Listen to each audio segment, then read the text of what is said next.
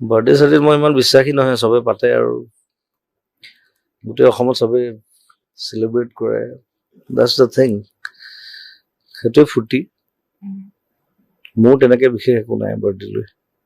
বাৰ্থডেটো আছিলে দুখৰ দিন, এটা বছৰ গুচি যায়, কাৰণ এক বছৰ যোৱা মানে এক বছৰ বুঢ়া হলতো মই। তথাপি পাতে চবে, ইটছ নাইচ, ইটছ ফূৰ্তি কৰিলে ভাল লাগে। বাৰ্থডেটো আচলতে আমাৰ অসমীয়া সমাজত বাৰ্থডেটো তেনেকুৱা হেৰি নাছিলে।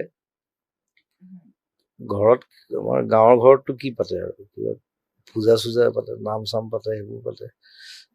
কেক কটা চেক কটাটো চিষ্টেম নাছিলে ন আমাৰ।